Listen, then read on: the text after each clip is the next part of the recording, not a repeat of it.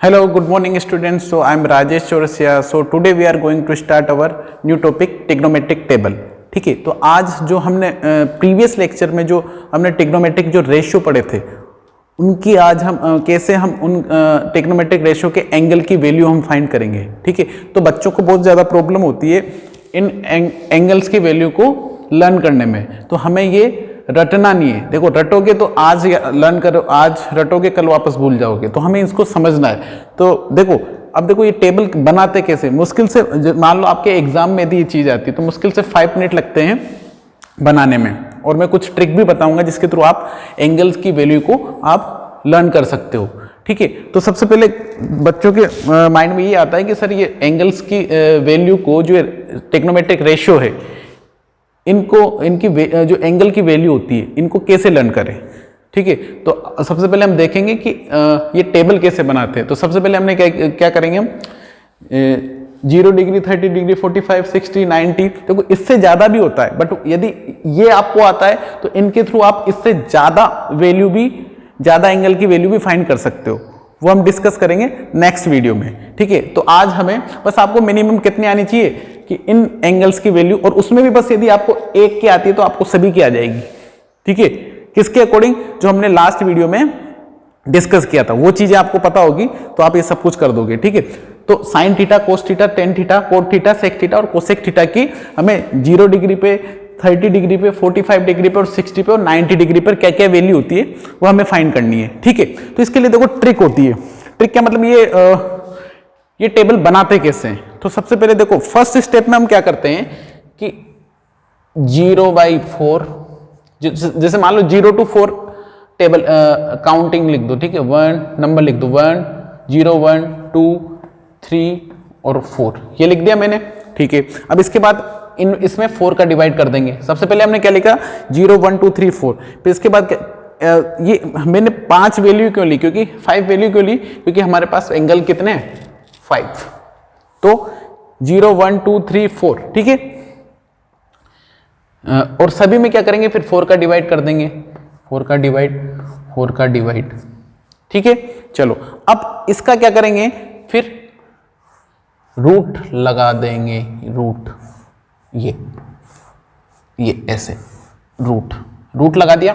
सबसे पहले क्या किया हमने 0 to 4 वैल्यू नंबर लिखे, उसमें 4 का डिवाइड किया, फिर उनके क्या लगा दिया, स्क्वायर रूट लगा दिया। ठीक है, चलो फिर अब देखो जो सिंपल बन सकती है उसको हमने सिंपल बना लिया। तो 0 4 ये तो 0 आ जाएगा, 1 4 ये भी सिंपल नहीं हो रहा, तो ये देखो ये हो रहा है 1/2, 2 से कट जाएगा, ये भी नहीं होगा, और ये हो जाएगा 1, है ना। चलो तो अब हमारे पास जो वैल्यू बची, देखो अब यहां पर मैं इसका ये वैल्यू रख, तो देखो 0 में यदि मैं 4 का डिवाइड करूंगा तो 0।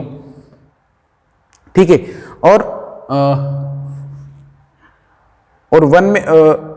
1 में 4 का डिवाइडेड हो नहीं सकता, तो 1/4 ऐसे जैसे कि जैसे लिख दो। अब यहां कितना आ गया हमारे पास 1/2। ठीक है, ये देखना, और फिर यहां पर कितना आ गया √3/4, और यहां कितना आ गया 1। अब रूट से बाहर निकाल लो इन वैल्यू को, तो देखो 0 तो बाहर आ जाएगा तो 0 हो जाएगा।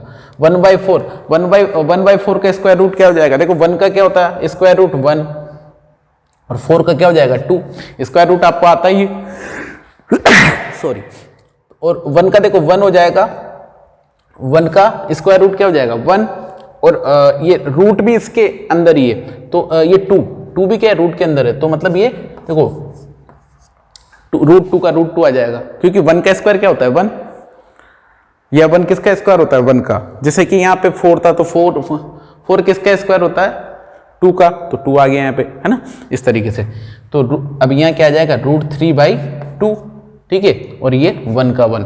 अब देखो सबसे पहले हमने क्या किया 0 to 4 तक नंबर लिखे, उसमें 4 का डिवाइड किया, फिर उसका स्क्वायर रूट ले लिया, फिर उनको जितना सिंपल बना सकते थे उतना सिंपल बना लिया, ये कर लिया, और फिर वैल्यू को बाहर निकाल लिया। जैसे कि 0 का 0 आ जाएगा, 1/4 को 1/2 रूट के अंदर है तो इसको 1/2 लिख सकते हैं, और रूट ओवर 1/2 है तो इसको 1 का स्क्वायर रूट क्या हो जाएगा 1, तो 2 का √2, √3/4 का क्या हो जाएगा √3/2, क्योंकि 4 का स्क्वायर रूट क्या होगा 2, और 1 का तो 1। तो बस ये वैल्यू हमें यहां पे पुट कर देनी है, कहां पर, यहां पर। तो देखो साइन 0 की वैल्यू 0, ये 1/2, 1/√2 और √3/2 और 1।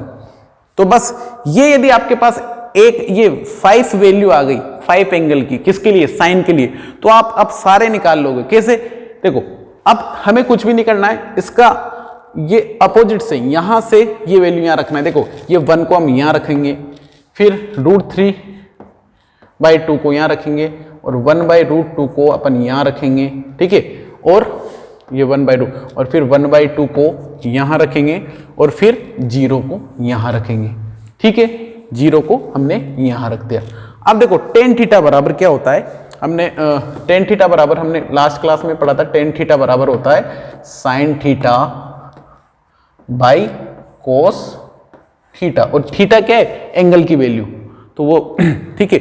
और ये वैल्यू क्यों चाहती है, जैसे कि मान लो आपको tan थीटा प्लस मान लो cot थीटा दे दिया, tan 45 प्लस cot 45, तो चलो इसकी वैल्यू फाइंड करो, तो हम क्या करेंगे, फिर एंगल की वैल्यू पुट करके और वैल्यू फाइंड कर लेते हैं। तो ये क्वेश्चंस हम देखेंगे, पहले आज हमारा जो मेन है हमें कि हमें टेबल कैसे बनाते हैं वो सीखना है। तो tan थीटा बराबर क्या होता है, sin theta by cos theta. तो देखो ये क्या है, tan थीटा, ये तो डिवाइड कर दो। तो देखो यदि मैं 0 में 1 का डिवाइड करूंगा तो क्या आ जाएगा, 0 में यदि 1 का डिवाइड करूंगा तो 0, और देखो 1/√2 में √3/2 का डिवाइड करेंगे तो क्या आ जाएगा, 1/√2 में √3 का, तो देखो 2 से 2 कट जाएगा, क्या आ जाएगा 1/√3, ठीक है, क्योंकि ये 2 ऊपर चला जाएगा। इतना तो आता है ना आपको, मैं ऐसा मान के चल रहा हूं कि आपको इतना आता है। बस हमें क्या करना है, ये sin theta by cos theta करना है, और इससे क्या हो जाएगी, हमें ये वाली टेबल मिल जाएगी, tan थीटा बराबर। और देखो 1/√2 और 1/√2 का डिवाइड करेंगे तो 1, तो tan 45 की वैल्यू कितनी आएगी, 1। अब देखो √3/2 अपॉन 1/2, तो क्या आ जाएगा, √3 आ जाएगा। देखो इसका इससे डिवाइड करेंगे तो 2 ऊपर चला जाएगा, 2 से 2 कट जाएगा, बचा कितना, √3। अब देखो 1 में यदि 0 का डिवाइड करेंगे, क्योंकि cos नीचे आएगा, sin ऊपर आएगा, sin की वैल्यू 1 है और cos की वैल्यू क्या है, 0। तो यदि 1 में 0 का डिवाइड करेंगे तो इनफाइनाइट आता है, क्या आता है, इनफाइनाइट। तो बहुत सी टेबल्स में इसको इनफाइनाइट के थ्रू डिनोट करते हैं, और बहुत से में लिखा होता है नॉट डिफाइन, क्योंकि इनफाइनाइट को हम डिफाइन नहीं कर सकते, नॉट डिफाइन, ठीक है, नॉट डिफाइन। चलो अब देखो हमें पता है कि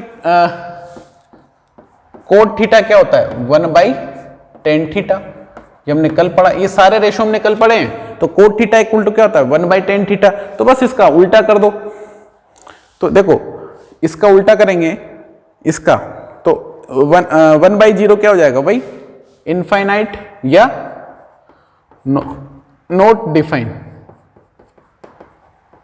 ठीक है। अरे भाई इसका 1/tan थीटा क्या होता है, cot थीटा, या फिर tan थीटा बराबर देखो क्या होता है, cot थीटा बराबर होता है ऐसे, देखो यहाँ tan थीटा बराबर sin थीटा cos थीटा, तो इसका ऑपोजिट क्या होता है, cot थीटा, तो अपन इसको cos theta by sin theta भी कर सकते हैं, ये भी एक है ना, cos theta by sin theta. But अपन तो इसका रेसिप्रोकल ले लेके देख लेते हैं। तो 1/0 इनफाइनाइट, 1/0 क्या होगा, इनफाइनाइट हो जाएगा, आ रही है बात समझ में। और इसका 1/√3 क्या हो जाएगा, √3, ये हो जाएगा, आ रही है चीज समझ में, ठीक है। और देखो, और 1/1, तो 1 में 1 का डिवाइड करेंगे तो 1, और √3 है तो 1/√3।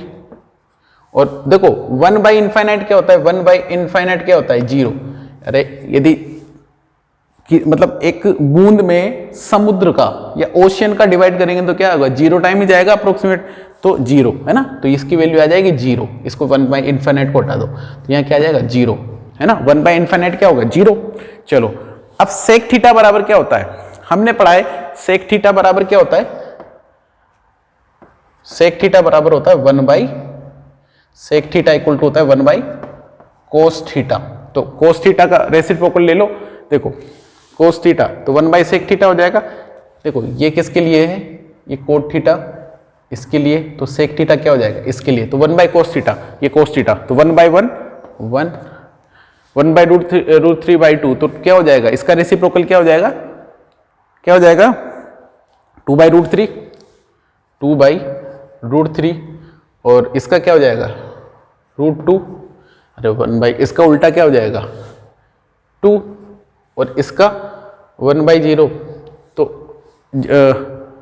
इसका उल्टा क्या हो जाएगा 1 बाई 0 क्या हो जाएगा वही इनफाइनाइट 1 बाई 0, 0 में कितने टाइम से डिवाइड कर दो इनफाइनाइट टाइम, तो मतलब इनफाइनाइट या नॉट डिफाइंड है ना, इनफाइनाइट या नॉट डिफाइंड, ठीक है।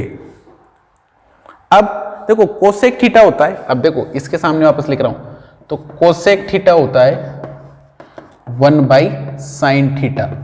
ये यदि आपने अभी तक भी नहीं देखा हो प्रीवियस वीडियो, तो बेटा पहले प्रीवियस वीडियो देखना, तो आपके सारी चीजें क्लियर हो जाएगी कि कौन सा रेशो किसके इक्वल होता है, कौन सा ट्रिग्नोमेट्रिक रेशो किसके इक्वल होता है। तो देखो कोसेक थीटा बराबर होता है इक्वल टू होता है 1 बाई साइन थीटा, तो साइन थीटा का रेसिप्रोकल ले लो, तो 1 बाई 0 तो वही इनफाइनाइट 1 बाई 0 और 1 बाई 2 1 बाई 2 तो क्या हो जाएगा 2 और 1 बाई √2 तो √2 हो जाएगा, देखो तो 1 बाई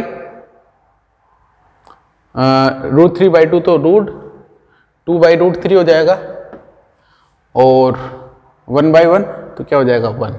यदि आपको ऐसे भी नहीं आए तो बस इसका उल्टा कर देना, कुछ भी नहीं करना, आपको इसका उल्टा कर देना है। जैसे कि देखो यहाँ पे इनफाइनाइट था तो इनफाइनाइट, फिर 2 फिर √2 फिर 2 बाई √3 और 1, ऐसे भी कर सकते हो। या फिर ये जो आप सीक्वेंस से चलोगे तो ये कोसेक थीटा का होता है 1 बाई साइन थीटा, ठीक है। वापस स्टार्टिंग से मैं वापस रिपीट कर रहा हूं, देखो सबसे पहले हमने क्या किया 0 to 4 नंबर्स लिखिए, उसको 4 से डिवाइड किया, फिर उनका स्क्वायर रूट लिया, ठीक है, फिर उनको सिंपल फॉर्म में कन्वर्ट कर लिया, तो हमारे पास जो value I 0 1 by 2 1 by √2 √3 by 2 और 1, ये वैल्यू आई। फिर उसको हमने क्या किया साइन थीटा में, साइन के फॉर्म में इसको अरेंज कर दिया, तो 0 1 बाई 2 1 बाई √2 √3 बाई 2 और 1 ये पुट कर दिया।